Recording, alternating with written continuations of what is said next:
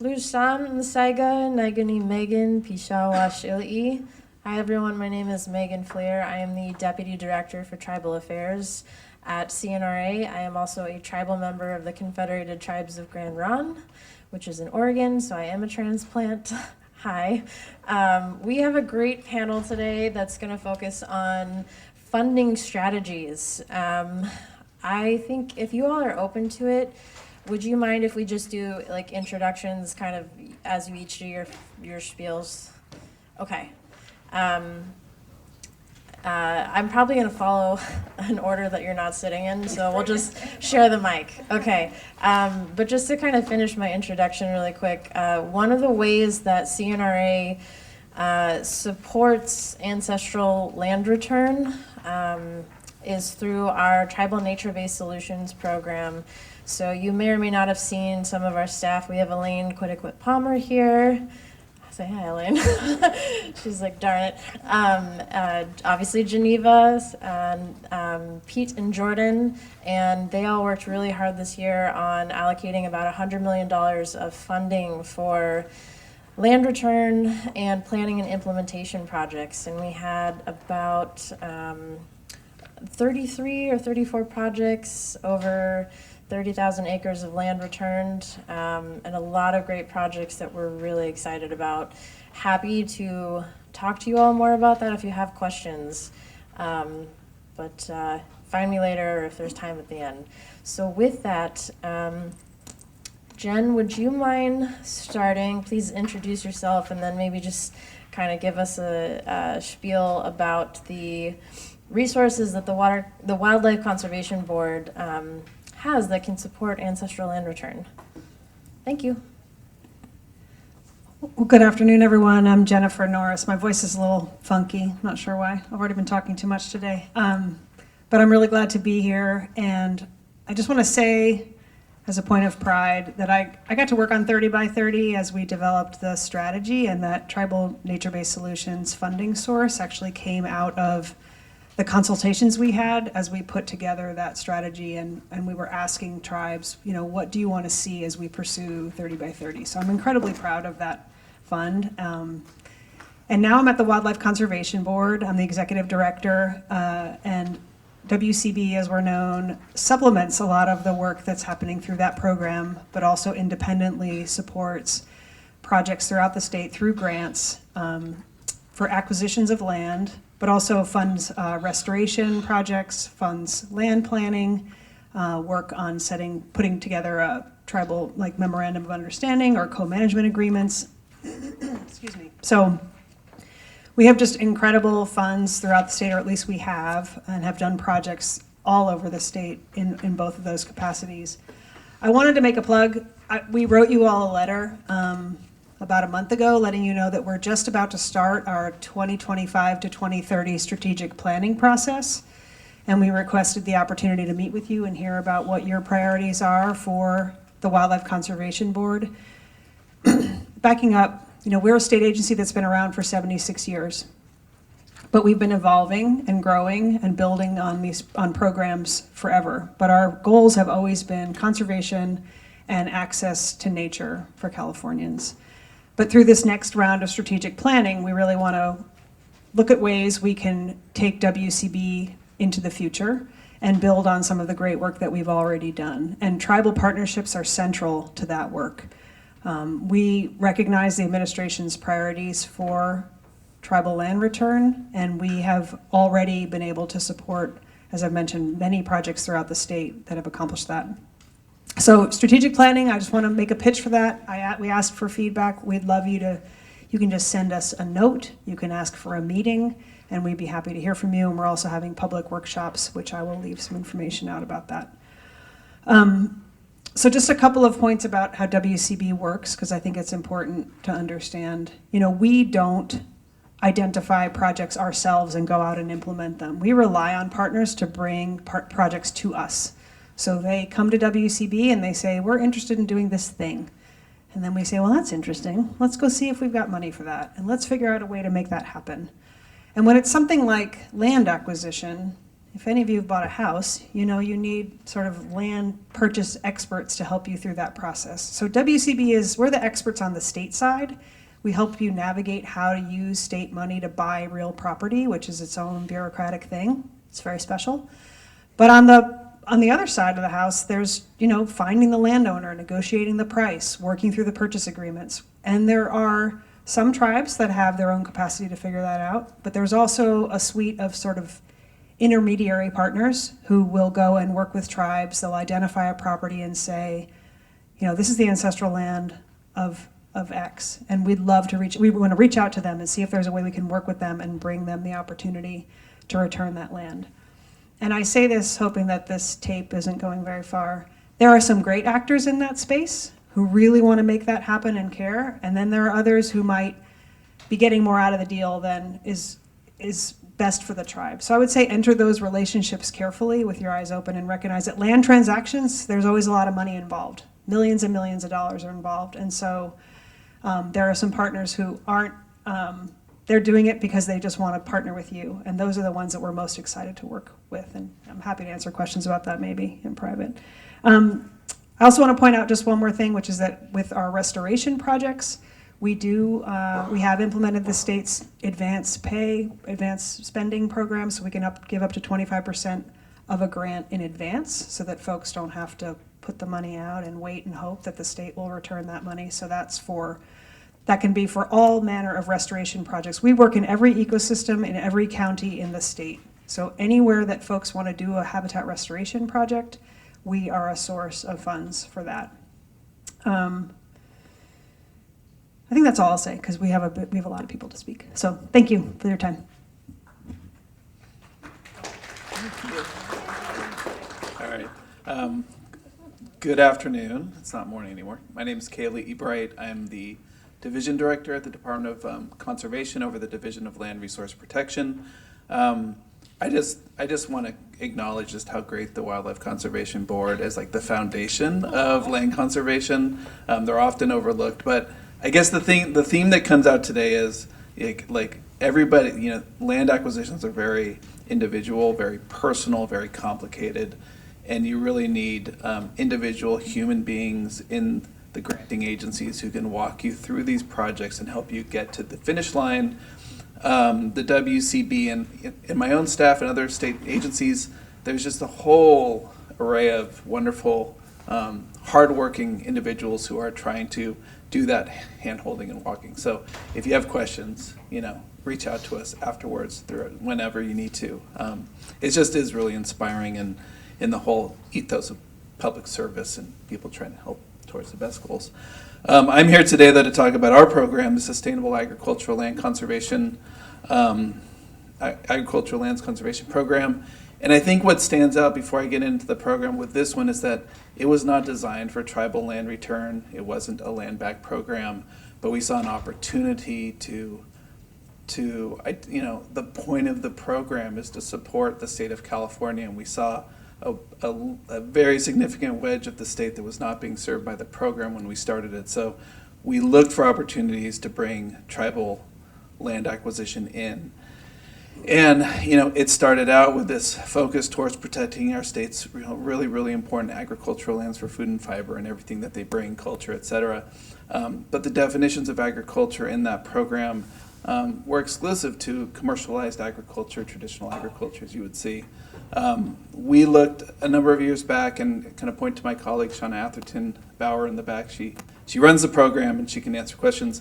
We looked at how we define agriculture and thought it was really important to bring in cultural gathering, lands of cultural importance for California Native Americans, and we were able to build into that definition those values so that when we are looking at grants and acquiring land within the program, it still is an agricultural program, but our thinking around agriculture is expanded to include the gathering of foods and cultural goods and all of those things that are that really then opens up an opportunity for tribes to acquire land, get conservation easements on those lands for their own benefit.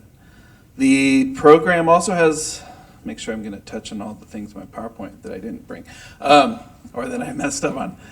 The program is also unique because it is it's funded. It's the only land conservation program funded from housing funds, and the idea behind the program is that if you can protect the lands that aren't developed, you can put pressure on those that are developed to bring more densification to our housing stock and meet our climate goals through more dense land uses. We utilize cap and trade funds in that program, and what that does, it creates a really stable, kind of interesting funding source. So I think the lesson there for you all is when you're looking across state government and trying to advocate funds for land back, don't just think about the Natural Resources Agency as the opportunity place. Like, there are many other funding sources that can be tied into the issue of land acquisition, land back, resources. And then the program itself, we run an annual solicitation for projects. We fund conservation easements, fee title acquisitions. We do planning grants, capacity grants. We have an extensive program that I don't have time to go all the way through. But really what we're trying to do is kind of do that full conveyor belt of beginning levels of capacity all the way through an acquisition and help you through that. So there's resources.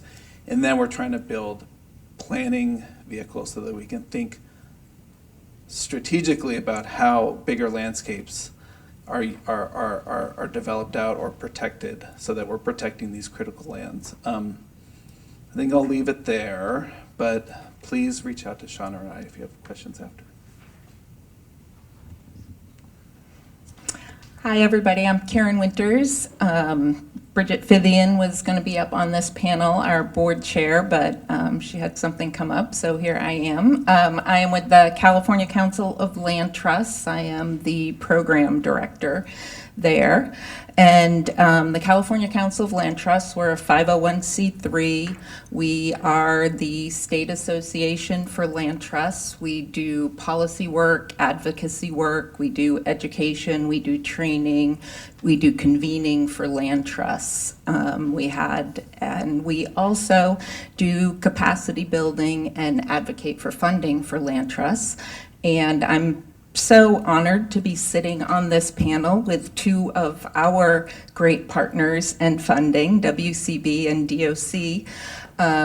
Both saw enough in CCLT and the work that land trusts are doing in the state to help the state with the goals of 30 by 30 and the Natural Working Lands Climate Smart Strategy, to award us some funding to help land trusts continue to do their work to help the state with their goals. And so through those two grant funds, CCLT is able to do some educational programs. We were happy to help support this effort today.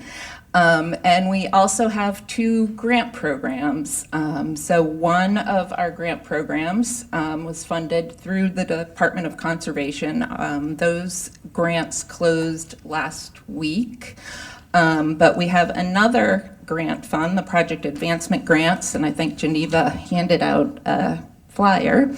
So this program is funded by WCB, and we have small grants available for land trusts and their partners to do transaction work, permitting work, capacity building, and partnership work. So I know that there are some tribal land trusts in this audience, and they are eligible to apply for funding, and there's a lot of tribes in here that are interested in doing this work. And I think on land back or rematriation, you may or may not be partnering with land trusts on this work.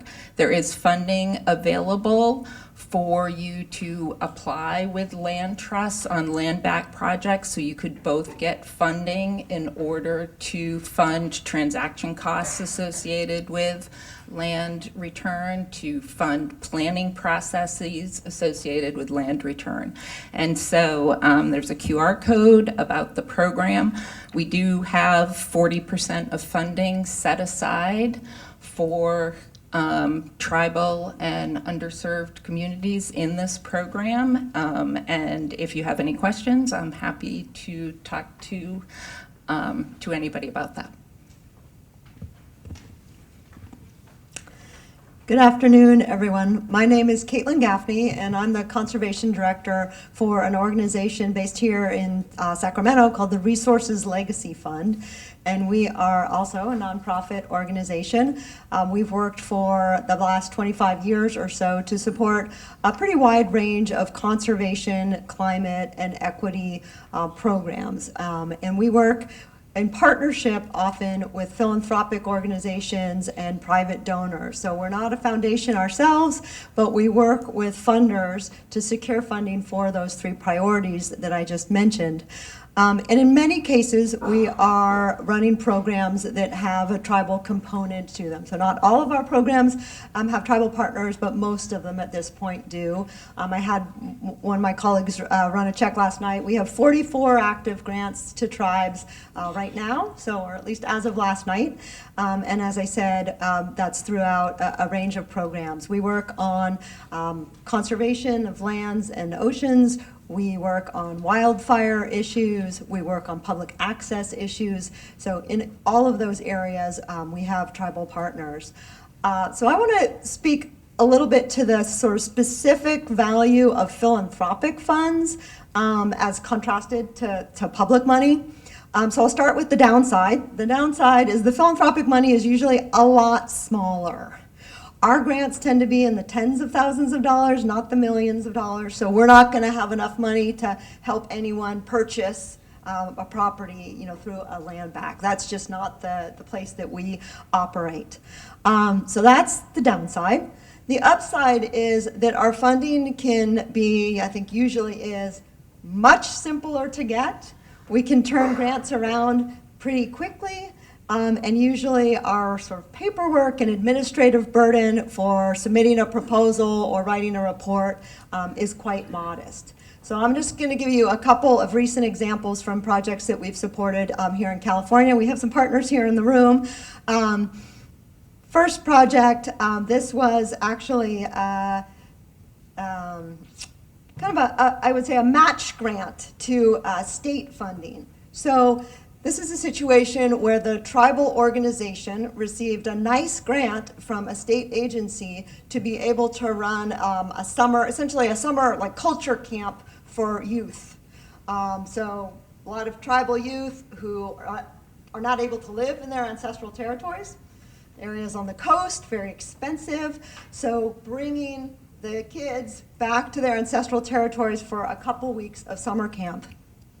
With elders involved and local organizations, academic folks. So really a really great kind of ecological and cultural programming component. $50,000 grant to help pay for all the staff and transportation and everything you need to bring 80 teenagers to the coast for 2 weeks of overnight summer camp.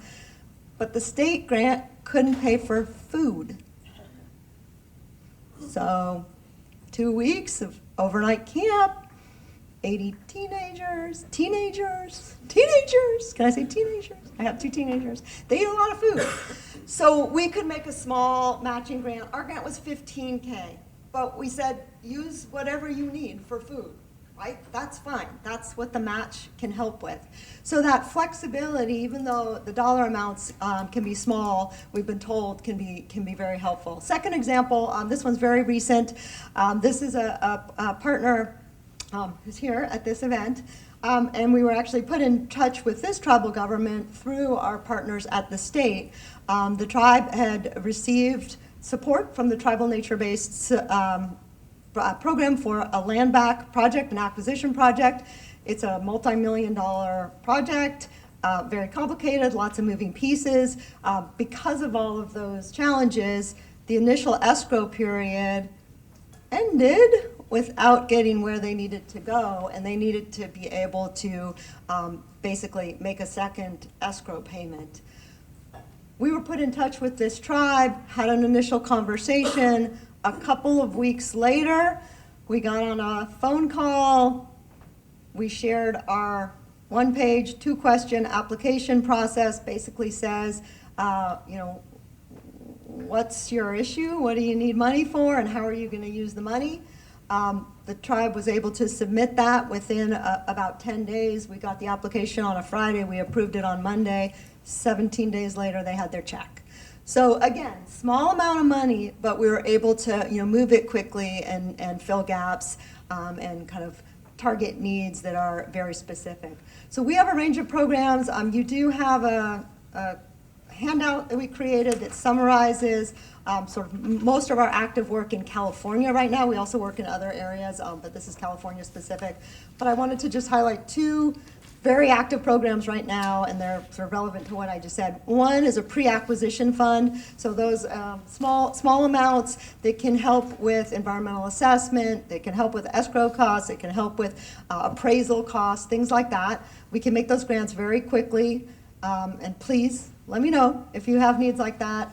We really, really like to help. We have some funding we'd like to spend very quickly in the next couple of months. And then a second program that I wanted to highlight that's more focused on not acquisition phase, but restoration phase. And this could be for, lands that the tribe already has in their management and control. It doesn't have to be for new acquisitions. Focused really on watershed health. So riparian restoration, wetland restoration, anything in that space, we can make grants to support planning and activities and even support staff time to seek other grants. So again, often it's the public grants that are the larger ones. You could use our money to pay your staff to write the grant to get federal or state support in the bigger dollar amounts. So again, please do reach out if any of this sounds interesting. We are very eager to get these money out the door to where it can be put to the best use. Thank you.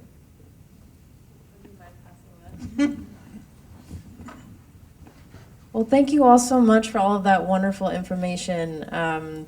Truly a wealth of knowledge just sitting here. We'll get to Q&A, but before we do, I was taking some notes as you all were talking, and I think the takeaways for me from this panel, I was really reflecting on the importance of partnerships to leverage funding, right? There's states, nonprofits, land trusts, even private entities, and I guess I'll also put a plug in for tomorrow. Tomorrow there will be a workshop that's focused on building tribal partnerships, and it's one I'll be running.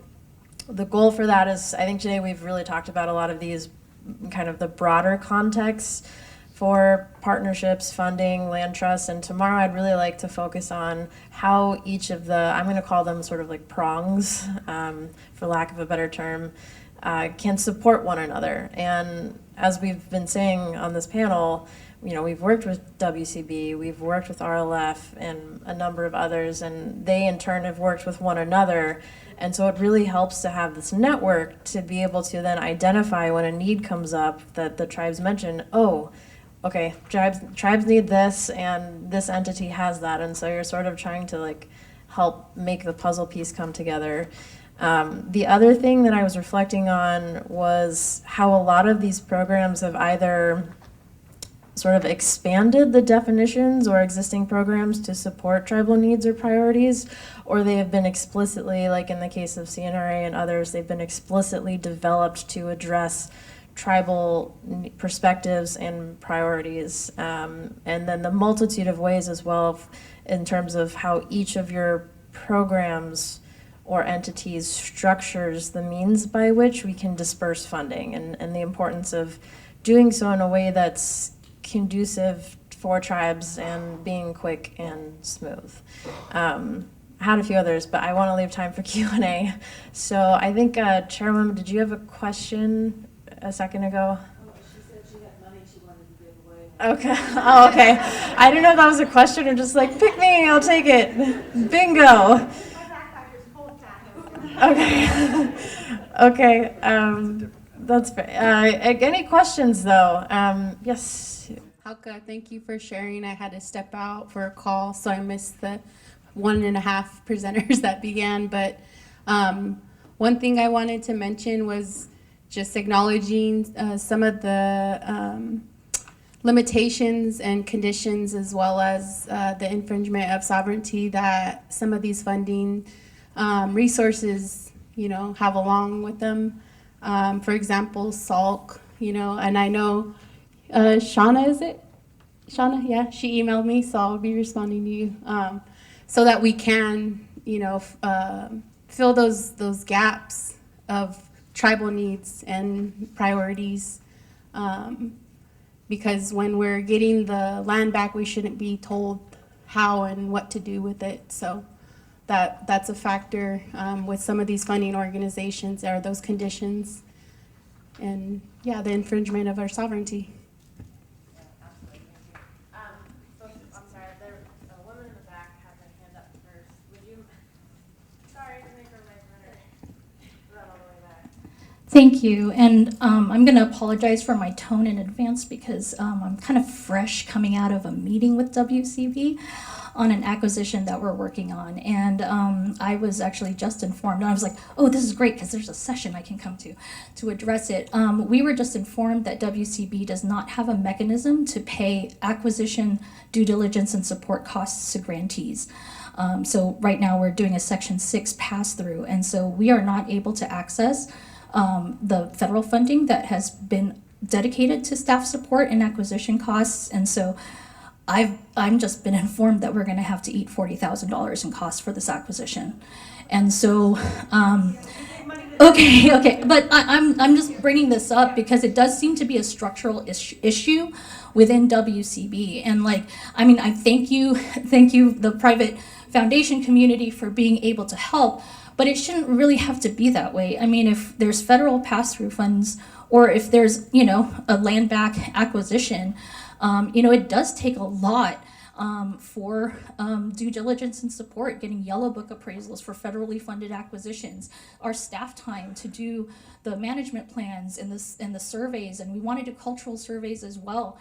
And so, I just wanted to bring this up because it's so fresh right now in my experience, that I think WCD does need to look at this issue and figure out some kind of mechanism to be able to get that due diligence capacity support to grantees, because it just doesn't seem fair.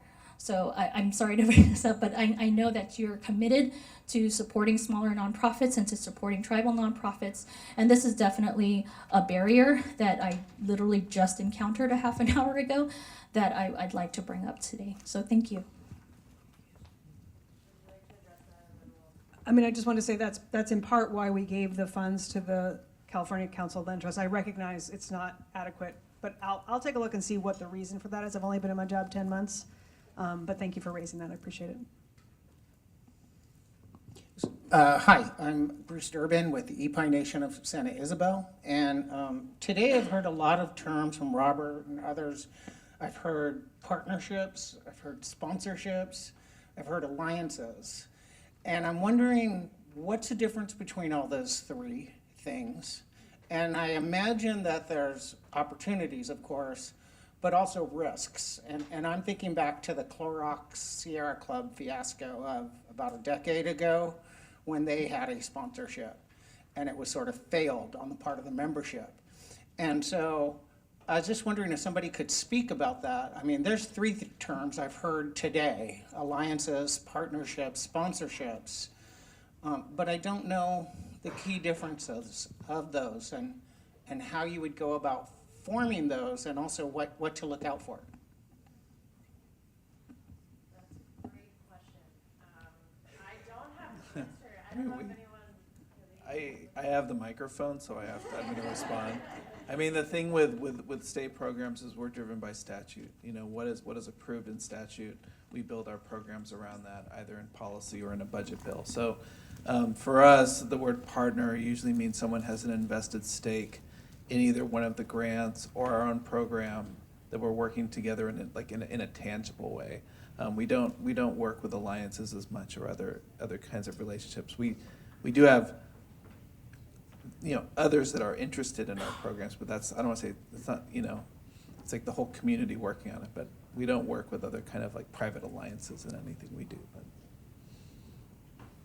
Okay. We are over, do you have one more quick, all right, one more quick question, and then I think we have to flip the room and get ready for the next session. Where was the question? Well, I'm talking this time because he cut me off last month. So it's happening. All right. It's that simple. RLF, thank you very much. I know you don't go into specifics, but I know you work directly with Middletown Rancheria, and we appreciate the help because we're navigating all these new programs too and understanding land back. But I just wanted to talk about the tribal sovereignty issues, the programming, application, and all this stuff. Be awarded a grant, but it takes you 8 months just to work through the language to get where we need to be. I mean, in Middletown, we're right in that right now. We're close, but we're not there yet to work through these processes. And then as we work through these things, really understanding where the funding's coming from. I think Jennifer, correct? There's the Water Conservation Board, there's the Water Restoration Board, there's all these other things that we have moving and trying to track them down and find, well, if there's no funding here, we don't have any more, we got to move it over here. And it's like how we balance all that as tribal nations, because we know what we need back and what's important to us.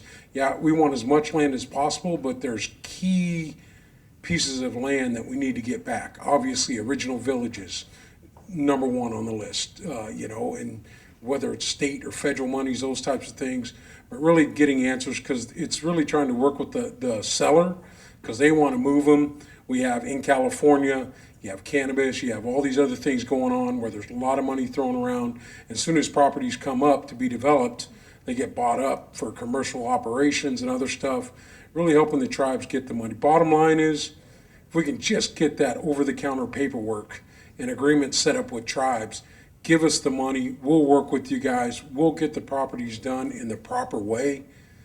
One more conversation of trusting the tribe, not telling the tribe what to do, understanding what the tribal needs are, and bridging those gaps to make things happen. I think a prime example is, we had the world pandemic that went through. You had ARPA, you had the CARES Act funds. We got on those calls, we got that money directly, and then we just did what we need to do to take care of our people. And hopefully the federal government, state government can start to really understand that. If you say you got funds, get them to us, and we'll do the right thing and make you guys look good as we all get what we need back. So just simplifying the processes. It's hard to be kind of the guinea pig, the first one to go through things. I know for my tribe, we always step up and try and do that, but man, it costs a lot of resources, a lot of other things, and we all do. We're all in different, economic development, operations for each tribe. But we're, the last 30 years, we've come across, all right, now we know how to do land purchases. We know how to do all these things that we didn't have access to before. Because especially the small Northern California tribes, we got 80 acres or 50 acres or, but we got some casinos or other operations. So we're doing these land acquisitions and other things.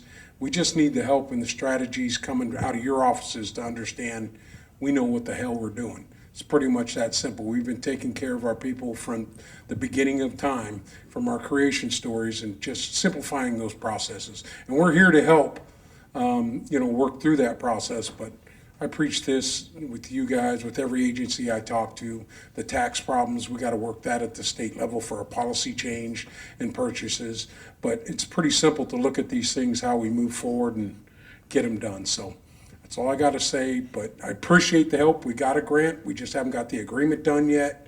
And we just got to work through that process and know where to go. So we're here to work with you, but you guys need to understand, we don't need to be told what to do. We know what to do. We just need to get those funds in our hands, and we'll work together to get it done right. So that's all I got to say.